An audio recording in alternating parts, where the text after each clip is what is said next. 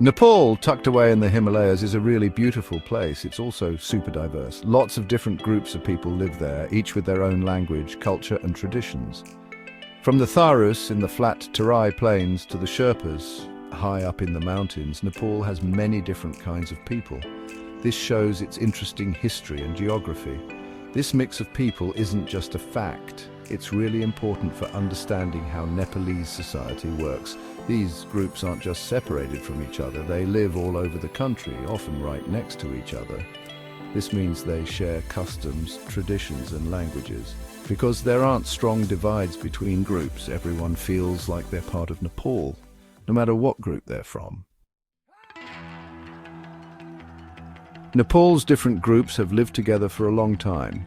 Trading, moving around and marrying people from other groups have made the lines between communities less clear. You can see this mix of cultures in Nepal's language, music and food.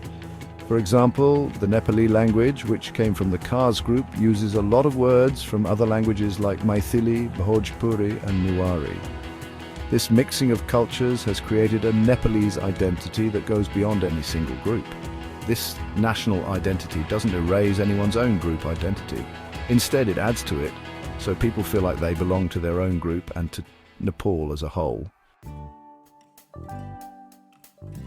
If you want to understand Nepal, you have to understand its different groups of people. It's super important for understanding how things work socially, culturally, and politically.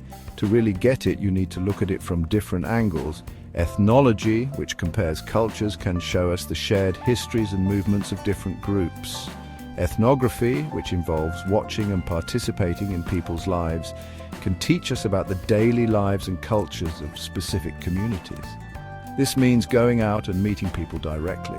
By looking at things in different ways, we can better understand how complex Nepal's mix of people really is. Nepal's mountains and valleys have played a big part in where people live and how they interact. The mountains sometimes act like walls, making it harder for communities to mix and leading to different cultures. The different environments in Nepal, from the flat plains to the high pastures, have also affected how people live and work. This connection between the land and the people is key to understanding Nepal's mix of cultures.